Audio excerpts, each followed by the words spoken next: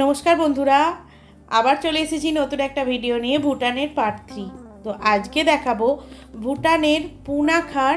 এটা হচ্ছে de Jong. De Jong মানে হচ্ছে মনিস্ট্রি। এটা একটা মনিস্ট্রি, মানে মনিস্ট্রি যেটা আমরা মন্দির বলি। এখানে ভুটানিজরা বুদ্ধদেবকে এই এক একটা বড় মনেস্ট্রি, মানে এর ভিতরে তো ছবি বা ভিডিও তোলা অ্যালাউড নেই। এখানে আমার সঙ্গে ঘটনা ঘটেছে কি, আমি হাতে ফোনটা নিয়ে এর ভেতরে ঢুকে গেছি। মানে ফোনটা এমনি হাতে ধরে ব্যাগে রেখে দেওয়ার দরকার ছিল, সেটা হাতে ধরে। তো সঙ্গে সঙ্গে ওই মনেস্ট্রির একজন পুরোহিতই বলি, যেহেতু আমরা বেঙ্গলি, আমরা তো পুরোহিতই বলি। তো উনি এসে সঙ্গে সঙ্গে হাত থেকে ফোনটা নিয়ে বললেন, ফোনটা খুলুন, আমি ফোনটা দেখবো আপনি কি তুলেছেন। তো আমরা তখন বললাম যে আমরা কিছু তুলিনি। তখন ওনাকে প্রুফ দেখাতে হলো। তো সেটাই আর কি বলবো, যে যদি ভুটানে ঘুরতে যান অবশ্যই নিজেকে খুব সতর্ক রাখবেন, যাতে কোনো রকম একটা ভুলচুক না হয়। যেহেতু আমরা এক দেশ থেকে অন্য দেশে যাচ্ছি, তো সেই দেশের নিয়ম কানুন, সেই দেশের সমস্ত রুলসগুলোকে আমাদের ফলো করা উচিত। কারণ যাতে কোনো রকম কোনো ক্ষতি বা কোনো রকম ভুল আমাদের মধ্যে দিয়ে না হয়, যাতে আমাদের দেশেরও অসম্মান না হয়। তো সেই আর কি, এটা একটা মনেস্ট্রি যেটাকে বলে পুনাখা ডিজং, মানে DZONG, ডিজং। আর আমরা ছিলাম এই পুনাখা ঘুরে, থিম্পু থেকে পুনাখা ঘুরে আমরা ছিলাম গিয়ে ফুংসুলিং। জায়গাটার নামটা আগের দিন বলতে ভুলে গেছিলাম, মানে মাথায় ছিল না, এখন দেখে মনে পড়লো। তো এই মনেস্ট্রি থেকে বেরিয়ে এসে একটা ব্রিজ আছে, যেটা হচ্ছে সাসপেনশন ব্রিজ বা ঝুলন্ত ব্রিজ বা হ্যাঙ্গিং ব্রিজ যাকে বলে। তো সেই ব্রিজে আর কি, ব্রিজটা পুরোটাই ঝুলন্ত, একটু পরেই দেখতে পাবে। আর এখানে দাঁড়িয়ে কিছু মোমো খাচ্ছিলাম আর কি। ভুটানের খাবার দাবার মানে খুবই এক্সপেন্সিভ। আর আমাদের বাঙালিদের খাবার দাবার তো তেমন কিছু পাওয়াই যায় না ওখানে, খুব কম। তাই আমরা যে খাবার নিয়ে গেছিলাম, আমরা যে এতটা ভালো করেছিলাম, মানে কি বলবো, আমাদের বাইরের খাবার খুবই কমই খেয়েছি আমরা। শুধুমাত্র থিম্পুতে যেখানে ছিলাম সেখানে একটা বাঙালি হোটেল ছিল, সেখানে খুব সুন্দর খাবার দাবার ছিল, কিন্তু খুব দাম। শুধু ভেজ থালির দামই হচ্ছে 250 টাকা ছিল, মানে বুঝতে পারছেন কতটা ঠিক দামি। আর এই যে হচ্ছে সেই পুনাখা হ্যাঙ্গিং ব্রিজ বা সাসপেনশন ব্রিজ, নদীর ওপরে পুরো ব্রিজটা ঝুলে। আমি কিন্তু যাইনি এখানে, কারণ এই সব জায়গাগুলো না আমার, মানে কি বলবো, আমার খুব টেনশন কাজ করে, আমার খুব ভয় লাগে। তো তাই আর কি, এটা দিয়ে আমি যাইনি। মাস্টারমশাই গেছিলো আর বাবু গেছিলো। বাবু মানে ওই যে মাস্টারমশাইয়ের বন্ধু যে সাথে যাচ্ছে মিষ্টির সাথে, আর মিষ্টি ছিল, আর আরেকজন যে ছিল দত্ত, মানে সুব্রত। তো আমরা 5 জনই আমাদের ট্যুরটা ছিল। সত্যি খুব দিনগুলোকে এখন খুব মিস করি, সবাই একসাথে ঘুরতে যাওয়া। তো আমার ইউটিউব জগতে আসার পর একটা আমাদের গ্রুপ ট্যুর হয়েছিল, যেটা প্রথমেই একদম আমি 2021 সালে যখন ইউটিউব আর কি ওপেন করেছিলাম, তখনই একটা ছিল গ্রুপ ট্যুর, ওই দার্জিলিং আর গ্যাংটক। তো তখনও আমরা 3 জন, 2 জন, 5 জন, আমরা 3 জন, 8 জনের গ্রুপ ট্যুর ছিল তখন। এটা ছিল ছোটো মতো, তবে এই ট্যুরগুলোকে খুব মিস করি আর কি। কেন কি, এখন আর কেউ একসাথে যেতেই চায় না। মানে ধরুন আমাদের সময় হলো, ওদের হলো না, বা ওদের হলো আমাদের হলো না। সব কিছু ট্যুরে যেতে গেলে একটা মাইন্ডসেটের ব্যাপার আছে, তাই না? তাই সেগুলো সব কিছু একত্রিত না হলে আর কি ঘুরতে যাওয়াটা ঠিকঠাক হয় না। তো এই দুটো ট্যুর আমাদের খুব স্মরণীয় ট্যুর ছিল। আর আমরা ফার্স্ট ট্যুর শুরু করি বিয়ের পর, আমাদের ফার্স্ট ট্যুর ছিল বিয়ের পরেই, মানে বিয়ের বছরেতেই উত্তর ভারতটা ছিল।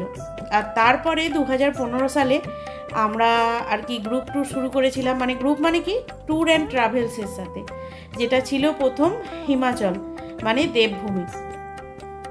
আর তারপরে ছিল 2016 সালে দক্ষিণ ভারত, মানে কেরালা, তামিলনাড়ু, তারপরে ওই কন্যাকুমারী, বিবেকানন্দ রক, ওই সব। তো এখানে মিষ্টি খালি ওর মাকে খুঁজছে, মা কোথায়, যে হাত নাড়ছে। ও ভেবেছে বোধহয় না আমি এসেছি, তো জানেই না আর কি যে আমি আসিনি। আর ওখানে ওই যে বাচ্চা ছেলেটা আর কি সাইকেল চালাচ্ছে, ওদিকে সব সাইকেল রাইড হয় অনেক রকম, তো ও আর কি টাটা দিচ্ছে। মাস্টারমশাই ভিডিও তুলছিল আর কি।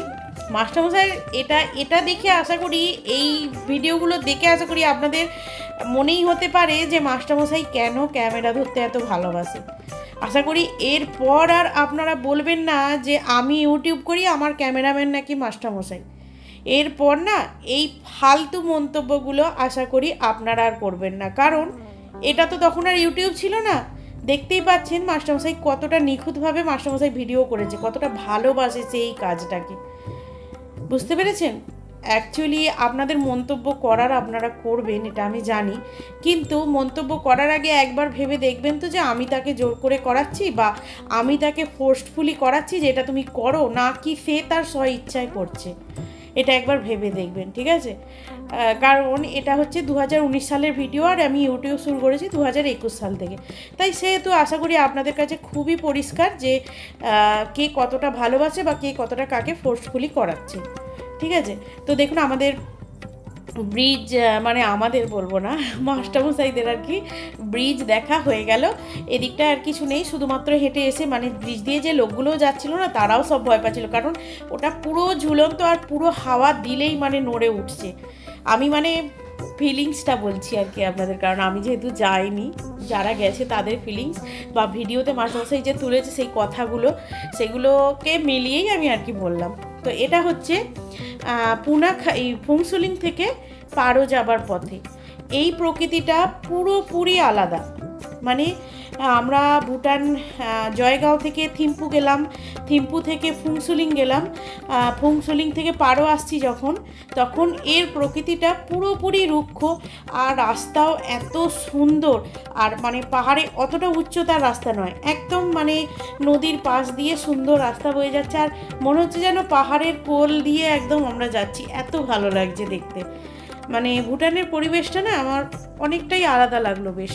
আর সব থেকে বড় কথা হচ্ছে নিয়মগুলো। গাড়ি যে মানে এদিক দিয়ে যাওয়ার মানে এদিক দিয়েই যাচ্ছে, কোনো কেউ কারোর পিছনে হর্ন বাজাচ্ছে না, কেউ কাউকে ওভারটেক করতে যাচ্ছে না কোনো নিয়ম ভঙ্গ করে। সব থেকে এইগুলো আমার খুব ভালো লেগেছে। আর ভুটানে হচ্ছে যেটা ড্রিঙ্ক মানে হার্ড ড্রিঙ্কের কথা আমি বলছি, সবাই এটা ওপেনলি খেতে পারে, এটার জন্য কোনো মানে ফাইন নেই। যেটা নিয়ম আমি সেটা বলে দিলাম, তো এটার জন্য কোনো ফাইন নেই। আর ভুটানে ওয়াইন এবং হার্ড ড্রিঙ্কের দামও খুব কম, আমাদের ভারতবর্ষের থেকেও অনেকটা দাম কম। তো যারা খান তাদের আর কি সুবিধা হবে, আমি তাই আর কি বলে দিলাম। আর ওপেনলি যেখানে খুশি দাঁড়িয়ে খাওয়া যায়, এর জন্য কোনো ফাইন বা কোনো কিছু হয় না। আর এই যে পারো যাওয়ার পথে রোড ভিউটা এত ভালো আপনাদের মানে আমি কি বলে বোঝাতে পারবো না। কিছুটা রোড ভিউ মিউজিকের সাথে ফিল করুন।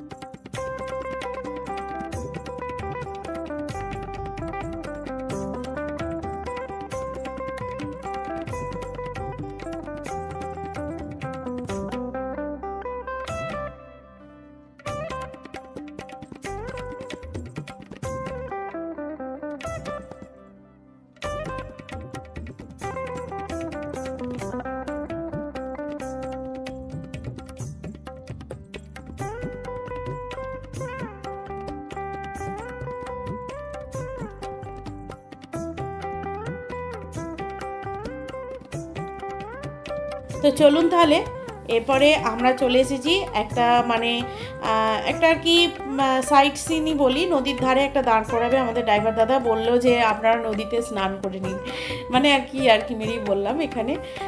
তো এরপরে ভিডিওটাতে দেখতে পারবেন যে নদীর ধারে আমরা কি মানে বদমাইশি করেছি। তো চলুন তাহলে আজকের ভিডিও এখান অবধি। ভালো লেগে থাকলে লাইক কমেন্ট শেয়ার করবেন।